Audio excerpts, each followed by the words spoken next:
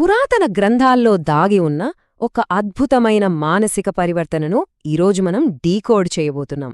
ఇదొక గొప్ప educational case study.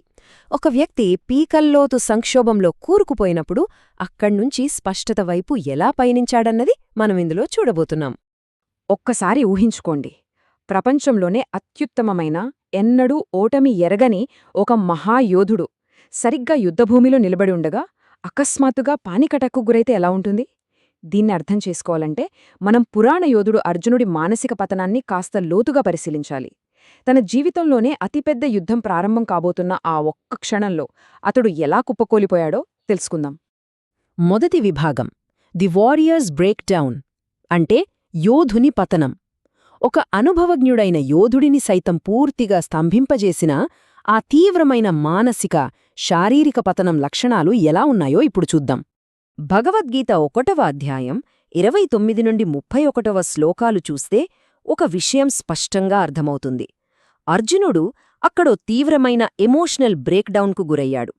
అది అతనిలో అత్యంత బలహీనపరిచే భౌతిక లక్షణాలుగా బయటపడింది. అంటే శరీరం తీవ్రంగా వణకడం, చర్మం మండిపోతున్నట్లు అనిపించడం, బుర్ర పనిచేయకపోవడం లాంటివి అన్నమాట. ఇవన్నీ చాలా వాస్తవమైన, భయంకరమైన లక్షణాలు. ఇక్కడొక ఆసక్తికరమైన పాయింట్ ఉంది. తీవ్రమైన మానసిక ఆవేదన కలిగినప్పుడు వచ్చే శారీరక ప్రకంపనలను ఈ పురాతన సంస్కృత పదాలు ఎంత పర్ఫెక్ట్గా వివరిస్తున్నాయో చూడండి. వేపథు లేదా కంప అంటే వణకడం, కంపించడం అని అర్థం. అంటే మనసులోని అలజడి శరీరంలో ఎలా ప్రతిఫలిస్తోందో ఈ పదాలు చాలా స్పష్టంగా చెబుతున్నాయి. దీని ఆయుర్వేద వైద్య విధానం దృష్టిలో చూస్తే అత్యంత తీవ్రమైన మానసిక ఒత్తిడి మన నాడీ వ్యవస్థను భౌతికంగా ఎలా దెబ్బతీస్తుందో మనం క్లినికల్గా అర్థం చేసుకోవచ్చు. ఆయుర్వేదంలో దీన్నే కంపవాతం అంటారు. అంటే ఈ పురాణగాథ కేవలం ఒక కథ మాత్రమే కాదు, అందులో ఒక స్పష్టమైన మెడికల్ అబ్జర్వేషన్ కూడా దాగి ఉందన్నమాట. ఇక రెండవ విభాగం, గాండివాణ్ణి జారవిడవడం. అహంకారానికి, గుర్తింపునకు సంబంధించిన ఒక మెటాఫరిది. ఈ శారీరక పతనమనేది ఈ మొత్తం కథ గమనాన్నే మార్చేసే ఒక ప్రతీకాత్మకమైన చర్యకు దారితీస్తుంది. ఆ మహాయోధుడు ఎప్పుడైతే తన శక్తికి, తన గుర్తింపునకు ప్రతీక అయిన ఆ గాంధీవాన్ని కిందపడేస్తాడో సరిగ్గా ఆ క్షణంలో అతని అహంకారం కూడా బద్దలవుతుంది. ఈ సంక్షోభంలో అదొక అతిపెద్ద టర్నింగ్ పాయింట్. అక్కడే ఒక అజేయుడైన యోధుడి ప్రయాణం ఆగిపోయి ఒక అన్వేషకుడి ప్రయాణం మొదలవుతుంది.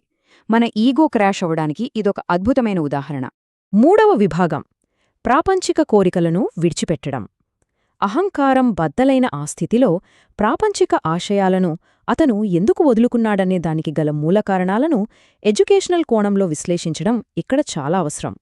ఈ పాయింట్స్ ఒకసారి గమనిద్దాం. ఇవి వినడానికి లాజికల్గా అనిపించినా పూర్తిగా ఇమోషన్స్తో కూడుకున్న వాదనలు. ప్రియమైనవారు చనిపోయాక ఈ రాజ్యమెందుకు, రక్తపు మరకలతో వచ్చే విజయమెందుకు? అసలు ఈ ప్రాపంచిక కోరికలు విధ్వంసకరమైన వ్యామోహంతో నిండినప్పుడు అవి ఎలాంటి మానసిక ప్రశాంతతను ఇవ్వలేవు. ఆ క్షణంలో అర్జునుడికి కలిగిన లోతైన రియలైజేషన్ ఇదే. ఇప్పుడు 4వ విభాగం, గురువుకు శరణాగతి చెందడం. ఈ కథలో ఇదొక క్లైమాక్స్ అనే చెప్పచ్చు. కేవలం యుద్ధవ్యూహాలు ఏవీ కూడా ఒక ఆధ్యాత్మిక, మానసిక సంక్షోభాన్ని పరిష్కరించలేవని ఆ యోధుడు పూర్తిగా గ్రహించిన క్షణమిది. భగవద్గీత 2వ అధ్యాయం 7వ శ్లోకంలోని ఈ మాటలు అత్యంత కీలకమైనవి. నేను నీ శిష్యుడిని, నిన్ను శరణు కోరుతున్నాను, నాకు ఉపదేశించు అని అర్జునుడు అంటాడు.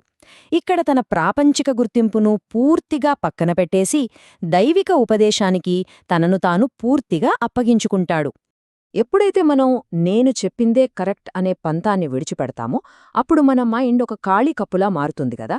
సరిగ్గా ఇక్కడ అదే జరిగింది. ఒక సమాన స్థాయి స్నేహితుడు అనే పొజిషన్ నుంచి అన్ని నేర్చుకోవడానికి సిద్ధంగా ఉన్న ఒక శిష్యుడిగా మారిన అద్భుతమైన మానసిక పరివర్తన ఇది. అహాన్ని వీడితేనే అసలైన అభ్యాసానికి మార్గం సుగమమవుతుంది.